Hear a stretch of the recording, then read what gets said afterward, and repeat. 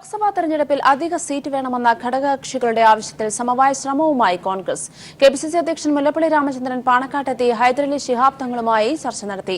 3 സീറ്റെന്ന ആവശ്യത്തിൽ വിട്ടുവീഴ്ചയില്ല എന്നും ലീഗ് ഉന്നതാധികാര സമിതി യോഗം പാണക്കാട് ചേരുകയാണ്. വിശദാംശങ്ങൾ KT സ്വാലിഹ് നൽകും. സ്വാലിഹ്, ലീഗിന്റെ ഉന്നതാധികാര സമിതി യോഗം പാണക്കാട് ചേരുമ്പോൾ 3ാം സീറ്റ് എന്ന ഒരു നയത്തിൽ തന്നെ ഉറച്ചു നിൽക്കുകയാണോ? ഏത് തരത്തിലാണ് കോൺഗ്രസ് നേതാക്കൾ അടക്കം KPCC പ്രസിഡന്റ് അടക്കം ഒരു അനുനയ ശ്രമവുമായി രംഗത്തെത്തിയ ഒരു സാഹചര്യം, അത് ഫലം കാണുന്നുണ്ടോ? വിശദാംശങ്ങൾ. മുസ്ലിം ലീഗിന്റെ ഉന്നതാധികാര സമിതി യോഗം പാണക്കാട്ട് സമാപിച്ചിരിക്കുന്നു. ഈ അധികമായി സീറ്റ് വേണമെന്ന നിലപാടിൽ മുസ്ലിം ലീഗ് ഉറച്ചു നിൽക്കുകയാണ്. മുസ്ലിം ലീഗിൽ MK മുനീറും KPA മജീദും ET മുഹമ്മദ് ബഷീറും ഇങ്ങനെ ഒരു നിലപാട് സ്വീകരിക്കുകയുണ്ടായി ഉന്നതാധികാര സമിതിയിൽ. തുടർന്ന് UDF ഇക്കാര്യം ഉന്നയിക്കാനുള്ള തീരുമാനമാണ് മുസ്ലിം ലീഗ് എടുത്തിട്ടുള്ളത്. ഉന്നതാധികാര സമിതി യോഗം ചേരുന്നതിന്റെ തൊട്ട് മുൻപാണ് KPCC പ്രസിഡന്റ് മുല്ലപ്പള്ളി പാണക്കാടെത്തി ഹൈദരലി തങ്ങളുമായി കൂടിക്കാഴ്ച നടത്തിയത്. ഇക്കാര്യത്തിൽ ഒരു ഉഭയകക്ഷി ചർച്ച നടത്തി ഒരു സമവായം ഉണ്ടാക്കുക എന്നത് തന്നെയായിരുന്നു ലക്ഷ്യം. എന്നാൽ മാധ്യമങ്ങളോട് അദ്ദേഹം വിശദീകരിച്ചത് ജനയാത്രയ്ക്ക് പിന്തുണ തേടിയാണ് പാണക്കാട് എത്തിയത് എന്നായിരുന്നു. വലിയ ചർച്ചകളാണ് ഇന്ന് നടന്ന യോഗത്തിലുണ്ടായത്. MPമാരായ PV അബ്ദുൽ വഹാബ്, PK കുഞ്ഞാലിക്കുട്ടി തുടങ്ങിയവരെല്ലാം തന്നെ യോഗത്തിൽ പങ്കെടുത്തിരുന്നു. വടകരയോ കാസർഗോഡ് സീറ്റോ വടകര സീറ്റോ ലീഗിന് അധികമായി വേണമെന്ന ഒരാവശ്യമാണ് ലീഗ് കോൺഗ്രസിന് മുമ്പിൽ UDFന് മുമ്പിൽ മുന്നോട്ട് വെക്കുന്നത്. സ്വാലിഹ്, അതോടൊപ്പം തന്നെ നമുക്കറിയാം കേരള രാഷ്ട്രീയത്തിൽ എപ്പോഴും കാണുന്ന, ചരിത്രത്തിൽ തന്നെ കാണുന്ന ഒരു സ്ഥിരം കാഴ്ചയാണ് ഓരോ കാലങ്ങളിലും ലീഗ് സീറ്റ് ആവശ്യപ്പെടുന്നു, കോൺഗ്രസിന്റെ നേതാക്കൾ എത്തുന്നു, ഏതെങ്കിലും തരത്തിൽ അനുനയ ശ്രമം നടക്കുന്നു, ലീഗ് പിൻവാങ്ങുന്നു. എന്നാൽ ഇത്തവണ അതിൽ നിന്ന് വ്യത്യസ്തമായി ഈ ഒരു ആവശ്യവുമായി ഉറച്ച നിലപാടിൽ തന്നെ ലീഗ് നിൽക്കുമ്പോൾ അത് എത്രത്തോളം കോൺഗ്രസ് നേതൃത്വത്തെ ഇനിയും വരും ദിവസങ്ങളിൽ കൂടുതൽ സമ്മർദ്ദത്തിലാക്കുമെന്ന് തന്നെയല്ലേ കരുതേണ്ടത്? പ്രത്യേകിച്ച് കേരള കോൺഗ്രസ് സീറ്റ് ആവശ്യപ്പെടുന്ന സാഹചര്യത്തിൽ UDFനെ പ്രതിസന്ധിയിലാക്കുന്ന ഒരു നയവും മുസ്ലിം ലീഗിന്റെ ഭാഗത്തു നിന്നും ഉണ്ടാവില്ല എന്നാണ് PK കുഞ്ഞാലിക്കുട്ടി വിശദീകരിച്ചത്. നേരത്തെ തന്നെ അത്തരത്തിൽ മുസ്ലിം ലീഗിന് അർഹതപ്പെട്ട ഒരു സീറ്റാണ് UDFന് മുന്നിൽ വെക്കുന്നത്. അതോടൊപ്പം UDF എന്ത് തീരുമാനമെടുക്കും അതോടൊപ്പം നിൽക്കണമെന്ന് PK കുഞ്ഞാലിക്കുട്ടി ആഗ്രഹിക്കുന്നുണ്ട്. എന്നാൽ പാർട്ടിക്കകത്ത് തന്നെ KPA മജീദിനെ പോലെയുള്ള ET മുഹമ്മദ് ബഷീറിനെ പോലെയുള്ള MK മുനീറിനെ പോലെയുള്ള പ്രഗത്ഭരായ നേതാക്കളെല്ലാം തന്നെ 3ാം സീറ്റ് എന്ന ഒരു ആവശ്യത്തിൽ ഉറച്ചു നിൽക്കുന്ന ഒരു സാഹചര്യത്തിൽ PK കുഞ്ഞാലിക്കുട്ടി എന്ത് നിലപാട് സ്വീകരിക്കുമെന്ന് തന്നെയാണ് ഉറ്റുനോക്കുന്നത്. ഇക്കാര്യത്തിൽ ഒരു അഭിപ്രായ ഏകീകരണം ഉണ്ടാക്കുകയാണ് ഇന്ന് നടന്ന യോഗത്തിന്റെ ലക്ഷ്യം. ഇക്കാര്യങ്ങൾ അടുത്ത UDF യോഗത്തിൽ ലീഗ് അറിയിക്കുമെന്നാണ് നേതാക്കൾ വിശദീകരിച്ചത്. വടകര സീറ്റ് നൽകിയില്ലെങ്കിൽ കാസർഗോഡ് സീറ്റെങ്കിലും ലീഗിന് നൽകണം. ഇത് നേരത്തെ മുന്നണി വിപുലീകരണത്തിന്റെ ഭാഗമായി ലീഗ് വിട്ടു നൽകിയതാണ്. ഇത് തിരിച്ചു ലഭിച്ചില്ലെങ്കിൽ കോൺഗ്രസിന് മുമ്പിൽ മുസ്ലിം ലീഗ് അടിയറവ് പറയുന്നുവെന്ന ഒരു ആരോപണം അണികൾക്കിടയിൽ നിന്ന് കേൾക്കേണ്ടി വരും. ഇത്തരത്തിലുള്ള ഒരു ആക്ഷേപം ഒഴിവാക്കുക എന്നതാണ് ലീഗിന്റെ നേതാക്കളുടെ മുൻപിലുള്ള പ്രധാന ലക്ഷ്യം. അതുകൊണ്ടാണ് ഇത്തരത്തിൽ വലിയ ഒരു ചർച്ചയിലേക്ക് ലീഗ് നേതാക്കൾ കടന്നിരിക്കുന്നത്. 3ാം സീറ്റ് എന്ന ആവശ്യത്തിൽ ഉറച്ച് മുസ്ലിം ലീഗ്. വിശദാംശങ്ങൾ നൽകിയത് KT സ്വാലിഹാണ്. 3ാം സീറ്റ് എന്ന ലീഗ് ആവശ്യത്തെ തള്ളി K മുരളീധരൻ. സീറ്റ് ചോദിക്കുന്നതിൽ തെറ്റില്ല, ലീഗിന് നേരത്തെയും അധിക സീറ്റ് നൽകിയിട്ടുണ്ട്. എന്നാൽ ഇപ്പോൾ സാഹചര്യം വേറെയാണ്. ഏറ്റവും വലിയ ഒറ്റകക്ഷിയാണ് സർക്കാർ ഉണ്ടാക്കാൻ ക്ഷണിക്കുക. അതുകൊണ്ട് കോൺഗ്രസിന്റെ 1ാമത്തെ കക്ഷിയാവേണ്ടതുണ്ടെന്നും മുരളീധരൻ കോഴിക്കോട് പറഞ്ഞു. സീറ്റ് കൂടുതൽ ചോദിക്കുന്നതിൽ തെറ്റില്ല, മുമ്പ് കോൺഗ്രസ് കൊടുത്തിട്ടുമുണ്ട്. പക്ഷെ ഇപ്പോൾ വന്നൊരു സാഹചര്യം എന്ന് പറയുന്നത് ഏറ്റവും വലിയ കക്ഷിനെയാണ് സ്വാഭാവികമായിട്ടും ഇലക്ഷൻ കഴിഞ്ഞാൽ രാഷ്ട്രപതി ഗവൺമെൻറ് ഉണ്ടാക്കാൻ ക്ഷണിക്കുക. അപ്പോൾ അങ്ങനെയൊക്കെയുള്ള സാഹചര്യത്തിലാണ് കോൺഗ്രസ് 1ാമത്തെ കക്ഷിയായിട്ട് വന്നാൽ മാത്രമേ ഏറ്റവും വലിയ കക്ഷി എന്ന നിലയ്ക്ക് ഒരു ഗവൺമെൻറ് ഉണ്ടാക്കാൻ ക്ഷണിക്കുള്ളൂ. കോൺഗ്രസ്സിന് കൂടുതൽ സീറ്റുകൾ ലഭ്യമാക്കാൻ ഏറ്റവും സഹായിക്കുന്നൊരു സംസ്ഥാനം കേരളമാണ്.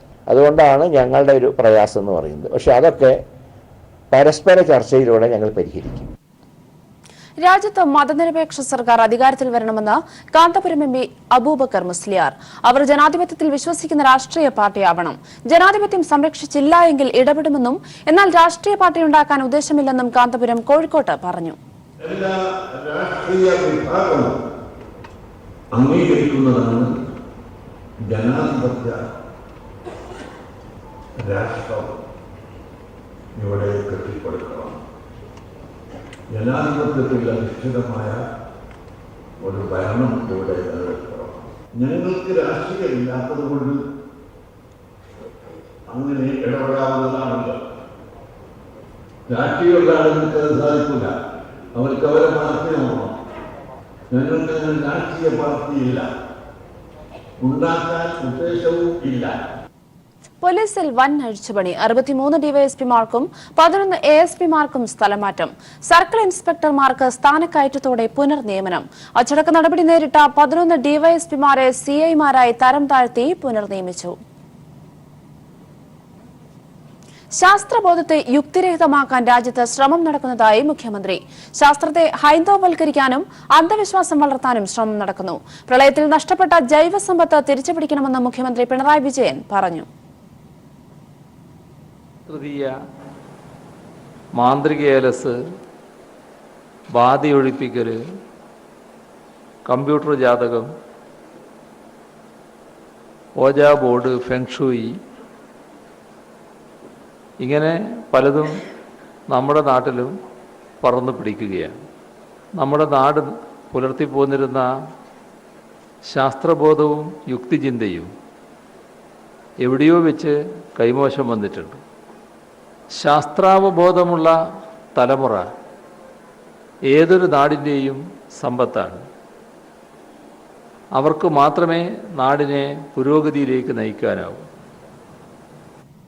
CPIM സംസ്ഥാന കമ്മിറ്റി യോഗം തിരുവനന്തപുരത്ത് ചേരുന്നു. ഫെബ്രുവരി 14-ന് LDFന്റെ നേതൃത്വത്തിൽ ആരംഭിക്കുന്ന കേരള സംരക്ഷണ യാത്രയെ സംബന്ധിച്ച യോഗം ചർച്ച ചെയ്യും. ലോക്സഭാ തെരഞ്ഞെടുപ്പ് സംബന്ധിച്ച പ്രാഥമികമായ ചർച്ചകളും യോഗത്തിലുണ്ടാവും.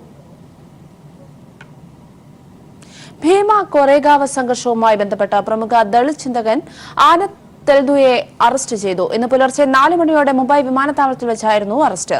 അറസ്റ്റിന് സുപ്രീം കോടതി വിലക്ക് നിലനിൽക്കവെയാണ് നടപടിയെന്ന് തെൽതുംദെയുടെ അഭിഭാഷകൻ ആരോപിച്ചു.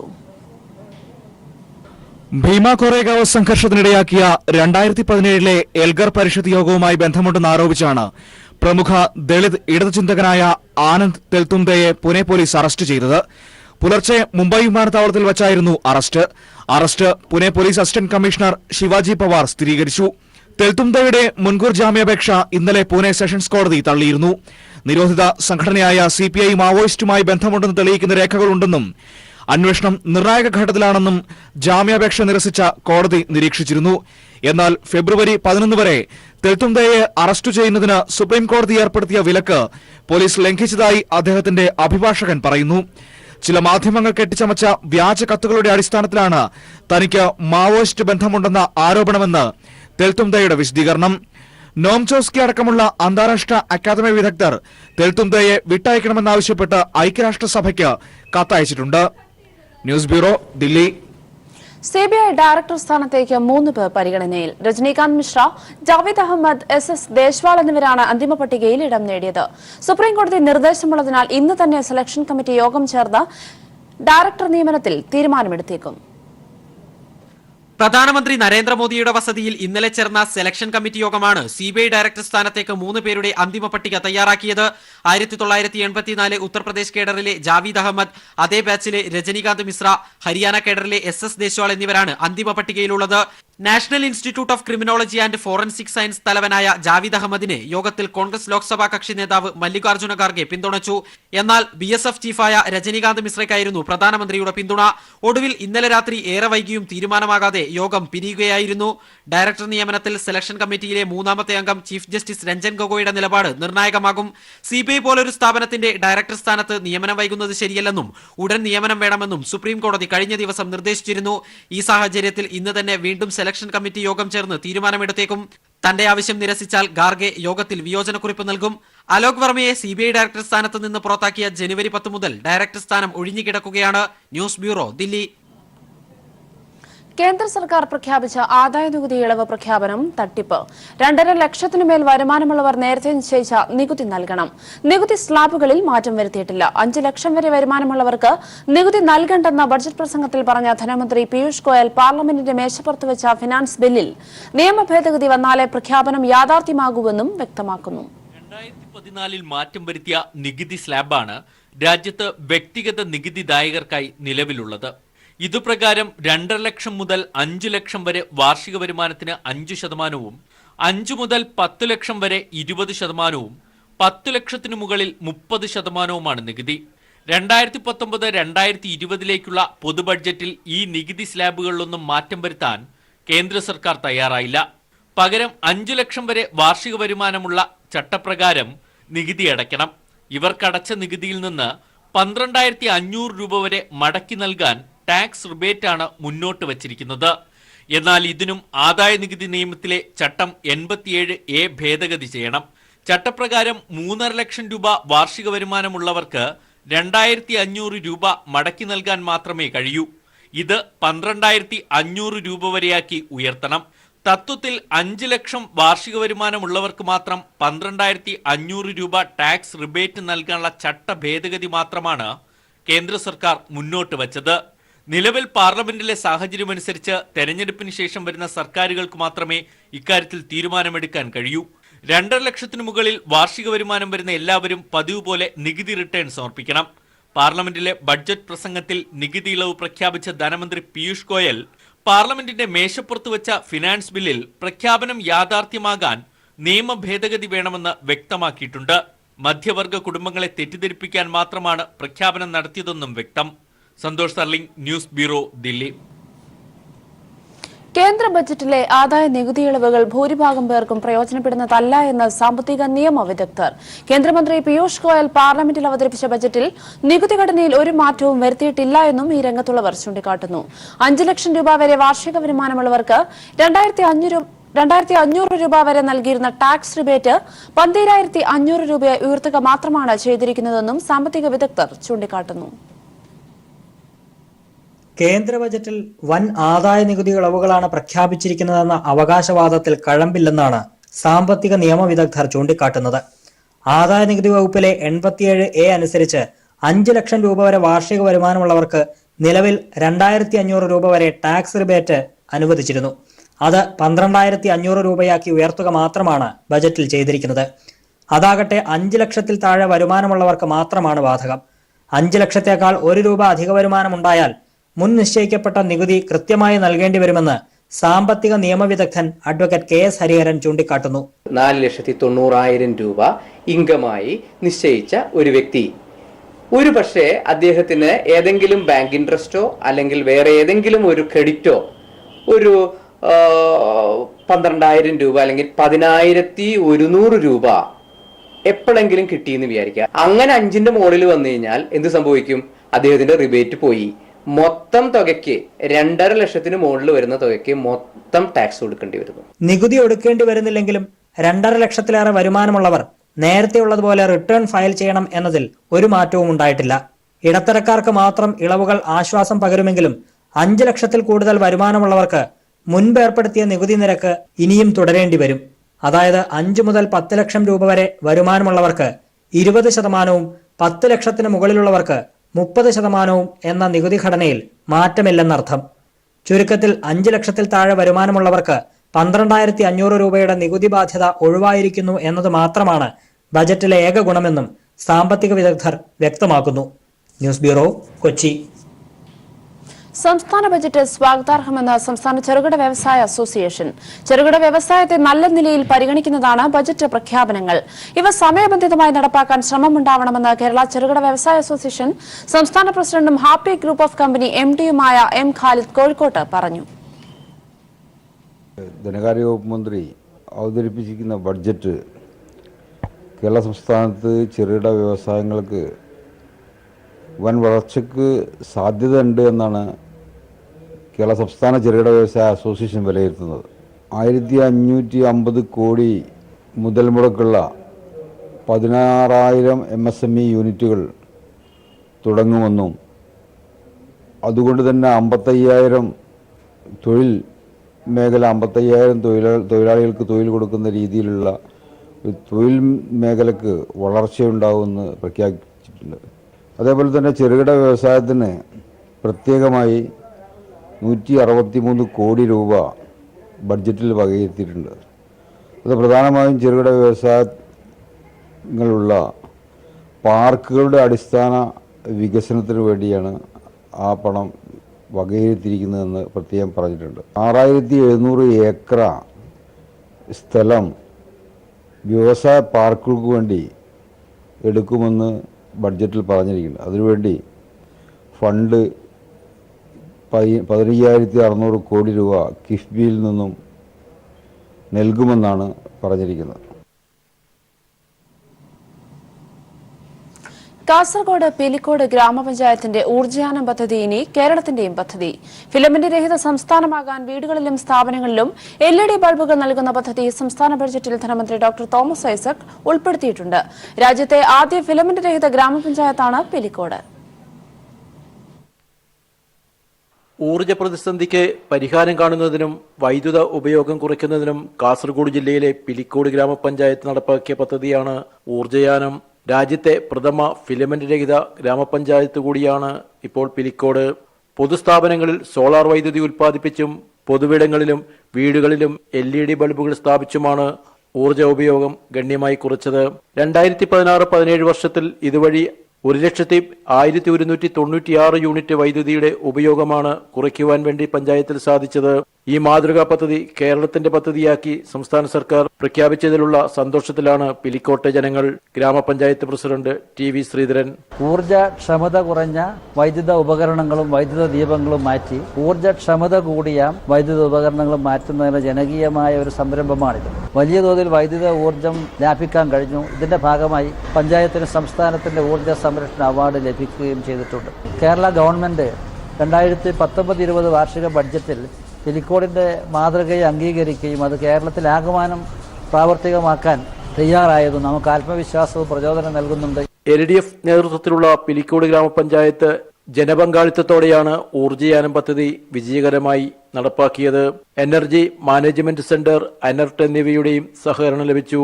പദ്ധതിയുടെ ഉദ്ഘാടനം നിർവഹിച്ചത് വൈദ്യുതി മന്ത്രി MM മണിയാണ്. ഊർജ്ജയാനം പദ്ധതി സംസ്ഥാന വ്യാപകമായി നടപ്പാക്കുമെന്ന് ബഡ്ജറ്റ് പ്രസംഗത്തിൽ ധനമന്ത്രി ഡോക്ടർ തോമസ് ഐസക്കും പ്രഖ്യാപിച്ചു.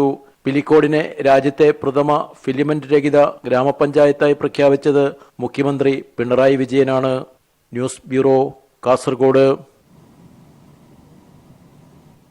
വയനാട്ടിലെ 3 അതിർത്തിയോട് ചേർന്ന കോഴിക്കോട്, മലപ്പുറം ജില്ലകളിലെ 4 നിയമസഭാ മണ്ഡലങ്ങളും ഉൾക്കൊള്ളുന്നതാണ് വയനാട് ലോക്സഭാ മണ്ഡലം. മണ്ഡല രൂപീകരണത്തിന് ശേഷം 2 തവണയും UDF-നാണ് വിജയം. 2014-ൽ UDF ഭൂരിപക്ഷം കുത്തനെ ഇടിഞ്ഞു. കഴിഞ്ഞ നിയമസഭാ തെരഞ്ഞെടുപ്പിൽ ലോക്സഭാ മണ്ഡലത്തിന് കീഴിലെ 3 മണ്ഡലങ്ങളിൽ മാത്രമാണ് UDF-ന് വിജയിക്കാൻ സാധിച്ചത്. മാറിയ രാഷ്ട്രീയ സാഹചര്യങ്ങൾ LDF-ന് വിജയപ്രതീക്ഷ നൽകുന്ന മണ്ഡലങ്ങളിൽ ഒന്നാക്കി വയനാടിനെ മാറ്റിയിട്ടുണ്ട്. 2009-ൽ നടന്ന ലോക്സഭാ തെരഞ്ഞെടുപ്പിൽ UDF-നെ ഏറ്റവും കൂടുതൽ ഭൂരിപക്ഷത്തിന് വിജയിപ്പിച്ച മണ്ഡലമാണ് വയനാട്. UDF സ്ഥാനാർത്ഥി MA ഷനവാസ് 1,53,439 വോട്ടിന്റെ വൻ ഭൂരിപക്ഷം നേടി വിജയിച്ചു. എന്നാൽ 2014-ലാവട്ടെ 20,870 വോട്ടിന്റെ ഭൂരിപക്ഷം മാത്രമാണ് നേടാനായത്.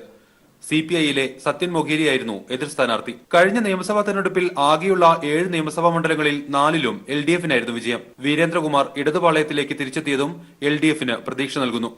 ഇത്തരത്തിൽ രാഷ്ട്രീയ സാഹചര്യം ആകെ മാറി. വയനാട് LDF-ന് പിടിച്ചെടുക്കാനാവുന്ന മണ്ഡലങ്ങളിൽ ഒന്നാണെന്ന നിലയിലേക്കെത്തി കാര്യങ്ങൾ. ഷാനവാസ് ഫസ്റ്റ് സമയത്ത് മത്സരിച്ച ഭൂരിപക്ഷം പിന്നീട് വളരെ കുറവായിട്ടുണ്ട്. നിയമസഭാ തെരഞ്ഞെടുപ്പിൽ LDF-ന് മുന്നേറാൻ സാധിച്ചിട്ടുണ്ട്. തിരിച്ചുപിടിക്കാൻ കഴിവുണ്ട് LDF-ന് ഇപ്പോൾ ഈ സാഹചര്യത്തിൽ എന്നാണ് ഇപ്പോൾ മൊത്തത്തിൽ തോന്നുന്നൊരു അഭിപ്രായം. നിലവിലെ സാഹചര്യത്തിൽ മണ്ഡലത്തിൽ CPI സ്ഥാനാർത്ഥി തന്നെ LDF-ൽ നിന്ന് മത്സരിക്കാനാണ് സാധ്യത. വിജയസാധ്യത പ്രതീക്ഷിച്ച് UDF-ലെ പല നേതാക്കളും വയനാട് സീറ്റിൽ കണ്ണുവച്ചിട്ടുണ്ട്. നിലവിൽ T Siddique, VV Prakash, MM Hasan, Shanimol Usman എന്നിവരുടെ പേരുകളാണ് ഉയർന്നു കേൾക്കുന്നത്. എന്നാൽ ആ വിശ്വാസത്തിൽ വാസ്തവമില്ലെന്നാണ് കാര്യങ്ങളും കണക്കുകളും സൂചിപ്പിക്കുന്നത്. കഴിഞ്ഞ ലോക്സഭാ തെരഞ്ഞെടുപ്പിൽ MA ഷാനവാസിന്റെ ഭൂരിപക്ഷം കുറഞ്ഞതും നിയമസഭാ തെരഞ്ഞെടുപ്പിലെ LDF മുന്നേറ്റവുമെല്ലാം ചിത്രം വ്യത്യസ്തമാക്കുന്നു. അതുകൊണ്ട് തന്നെ ലോക്സഭാ തെരഞ്ഞെടുപ്പിൽ സ്ഥാനാർത്ഥി നിർണയം മുതൽ എല്ലാം നിർണായകമായേക്കാവുന്ന കടുത്ത മത്സരം തന്നെയാണ് വയനാട്ടിൽ നടക്കുക. കഴിഞ്ഞ തെരഞ്ഞെടുപ്പിൽ UDFന്റെ ഭൂരിപക്ഷം കുറയ്ക്കാൻ സാധിച്ച ആത്മവിശ്വാസത്തിലും ശക്തമായ സ്ഥാനാർത്ഥി നിർണയത്തിലൂടെയും വിജയം തന്നെ ലക്ഷ്യമാക്കിയാണ് LDF മത്സരത്തിനിറങ്ങുന്നത്.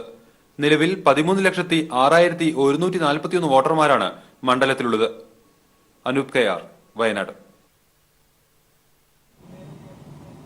ഇന്ത്യൻ വസ്ത്രവിപണിയിലെ മുൻനിര ബ്രാൻഡായ നോർത്ത് റിപ്പബ്ലിക് പുതിയൊരു ബ്രാൻഡ് കൂടി കേരള വിപണിക്ക് പരിചയപ്പെടുത്തുന്നു.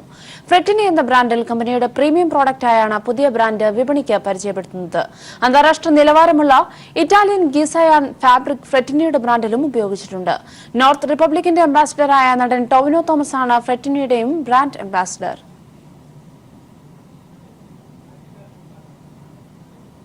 ആറ്റുകാൽ പൊങ്കാല ഒരുക്കങ്ങൾ 10 ദിവസത്തിനകം പൂർത്തീകരിക്കണമെന്ന മന്ത്രി കടകംപള്ളി സുരേന്ദ്രൻ. പൊങ്കാല ഉത്സവം പൂർണ്ണമായും പ്ലാസ്റ്റിക് വിമുക്തമാക്കുന്നതിനും നിർദ്ദേശം നൽകി. പൊങ്കാല മഹോത്സവത്തിന് മുന്നോടിയായി വിവിധ വകുപ്പുകളുടെ മുന്നൊരുക്കങ്ങളും മന്ത്രി വിലയിരുത്തി. ഈ മാസം 20-നാണ് പൊങ്കാല. ആറ്റുകാൽ പൊങ്കാല മഹോത്സവത്തിന് മുന്നോടിയായി വിവിധ വകുപ്പുകൾ നടത്തേണ്ട മുന്നൊരുക്കങ്ങൾ 10 ദിവസത്തിനകം പൂർത്തീകരിക്കാനാണ് ദേവസ്വം മന്ത്രി കടകംപള്ളി സുരേന്ദ്രൻ നിർദ്ദേശം നൽകിയത്. ഉത്സവ മേഖലയായ 31 വാർഡുകളിൽ റോഡുകളുടെ അറ്റകുറ്റപ്പണികളും നിർമ്മാണ പ്രവർത്തനങ്ങളും യുദ്ധകാലാടിസ്ഥാനത്തിൽ പൂർത്തീകരിക്കാനും സീവേജ് ശുചീകരണം നടത്താനും അവലോകന യോഗത്തിൽ തീരുമാനിച്ചു. പൊങ്കാല ഉത്സവം പൂർണ്ണമായും പ്ലാസ്റ്റിക് വിമുക്തമാക്കുന്നതിനും മന്ത്രി നിർദ്ദേശം നൽകി. ഗ്രീൻ പ്രോട്ടോകോൾ കർശനമായിട്ട് പാലിക്കും. അന്നദാനം, കുടിവെള്ള വിതരണം ഈ 2 സ്ഥലങ്ങളിലും ഗ്രീൻ പ്രോട്ടോകോൾ പാലിച്ചുകൊണ്ടായിരിക്കും കാര്യങ്ങൾ നിർവഹിക്കുക എന്നുള്ളതിനെ സംബന്ധിച്ചിടത്തോളമുള്ള കർശനമായിട്ടുള്ള ഉപാധികൾ നമുക്ക് മുന്നോട്ട് വെച്ച് പോകാനായിട്ട് സാധിക്കണം. അപ്പോൾ നമുക്ക് ഹെൽത്ത് വിഭാഗത്തെയും ശുചിത്വ മിഷനെയും നമുക്ക് അതിനുവേണ്ടി ചുമതലപ്പെടുത്താം. 3500 പോലീസുകാരെ പൊങ്കാല ദിനത്തിലെ സുരക്ഷയ്ക്കായി നിയോഗിക്കും. 2000 വനിതാ പോലീസുകാരാണ് ക്ഷേത്രത്തിലെയും പരിസരത്തെയും സുരക്ഷാ ചുമതല നിർവഹിക്കുക. CCTV ക്യാമറകൾക്ക് പുറമെ ഡ്രോണിൽ ഘടിപ്പിച്ച ക്യാമറകൾ വഴിയും നിരീക്ഷണം നടത്തും. പൊങ്കാല കഴിഞ്ഞാൽ ഉടൻ തന്നെ ശുചീകരണ പ്രവർത്തനങ്ങൾ നടത്താൻ 2250 ജീവനക്കാരെ നിയോഗിക്കുമെന്ന് മേയർ VK പ്രശാന്ത് യോഗത്തിൽ വ്യക്തമാക്കി. അടിയന്തര വൈദ്യസഹായം ലഭ്യമാക്കുന്നതിന് മെഡിക്കൽ ടീമിനെയും നിയോഗിക്കും. ഉത്സവ ദിവസങ്ങളിൽ KSRTC ചെയിൻ സർവീസും നടത്തും. പ്രത്യേക ട്രെയിൻ സർവീസുകളും കൂടുതൽ സ്റ്റോപ്പുകളും ആറ്റുകാൽ പൊങ്കാല ദിനം ഉണ്ടാകും. News bureau, Thiruvananthapuram. മെഗാസ്റ്റാർ മമ്മൂട്ടിയുടെ പുതിയ ചിത്രമായ പേരൻപിന് വ്യത്യസ്തമായ വരവേൽപ്പ് നൽകി മമ്മൂട്ടി ഫാൻസ് ആലപ്പുഴ. ബുദ്ധിവൈകല്യം സംഭവിച്ച വികലാംഗിയായ കുട്ടിയുടെ കഥ പറയുന്ന വ്യത്യസ്തമായ ചിത്രത്തിൽ സമാനമായ കുട്ടികളെ ആദ്യ ഷോയ്ക്ക് സൗജന്യമായി എത്തിച്ചുകൊണ്ടാണ് ആലപ്പുഴ ഫാൻസ് മാതൃക കാട്ടിയത്. ശാരീരിക വൈകല്യങ്ങളുള്ള കുരുന്നുകൾ സമൂഹത്തിൽ അനുഭവിക്കുന്ന ബുദ്ധിമുട്ടുകളും അത് പരിഹരിക്കാൻ രക്ഷിതാക്കൾ കാട്ടുന്ന വിഷമതകളും നിറഞ്ഞതാണ് മമ്മൂട്ടിയുടെ പുതിയ ചിത്രമായ പേരൻപ്. അതുകൊണ്ട് തന്നെ ഈ ചിത്രം ആദ്യം കാണേണ്ടത് ഇത്തരം ബുദ്ധിമുട്ടുകൾ അനുഭവിക്കുന്ന കുരുന്നുകൾ തന്നെയാണെന്ന മമ്മൂട്ടി ഫാൻസിൻ്റെ തിരിച്ചറിവാണ് സാധാരണ ഫാൻസുകാർ കാട്ടുന്ന പാലഭിഷേകവും മറ്റും മാറ്റിവെച്ചുകൊണ്ട് ഇത്തരം കുരുന്നുകളെ ചിത്രം കാട്ടാൻ അവസരം നൽകിയത്. തങ്ങളുടെ കഥ പറയുന്ന ചിത്രം കണ്ട് പുറത്തിറങ്ങിയ കുട്ടികളും ഒപ്പം അമ്മയെപ്പോലെ കൂടെ നിന്ന് സ്നേഹം തരുന്ന സിസ്റ്റർ ലിൻഡയും ചിത്രം ആദ്യ ദിനം കാണാൻ പറ്റിയതിൻ്റെ സന്തോഷം മറച്ചുവെക്കുന്നില്ല. നമുക്ക് ഞങ്ങളുടെ വീട്ടിൽ, ഞങ്ങളുടെ സ്കൂളിൽ, സാന്ത്വൻ സ്കൂളിൽ, ആലപ്പുഴ സാന്ത്വൻ സ്കൂളിൽ വരണമെന്ന് ഒത്തിരി ആഗ്രഹം. കാരണം എൻ്റെ ഹൃദയത്തിലുള്ളൊരു സ്വപ്നമാണ് എൻ്റെ മക്കളെക്കുറിച്ച്. അത് ഒരു ഫിലിമിലൂടെ നമുക്ക് അവതരിപ്പിച്ച ഒത്തിരി നന്ദി മമ്മൂക്കയ്ക്ക്, ഹൃദയം നിറഞ്ഞ നന്ദി. ആദ്യ ഷോയ്ക്ക് തന്നെ ഫാൻസുകാരും റൈബാൻ സിനി ഹൗസും ചേർന്നാണ് കുരുന്നുകളെ തിയേറ്ററിൽ എത്തിച്ചത്. നടക്കാൻ ബുദ്ധിമുട്ടുള്ളവരെ തിയേറ്റർ ജീവനക്കാർ തന്നെ എടുത്തുകൊണ്ടാണ് തിയേറ്ററിനുള്ളിൽ കൊണ്ടുവന്നത്. ഫാൻസുകാരുടെ വാദ്യമേളങ്ങൾക്ക് ചുവട് വെച്ചുകൊണ്ടാണ് തങ്ങളോട് കാട്ടിയ സ്നേഹത്തിന് ദൈവത്തിൻ്റെ സ്വന്തം മക്കൾ നന്ദി അറിയിച്ചത്. Shajahan, news bureau, Alappuzha.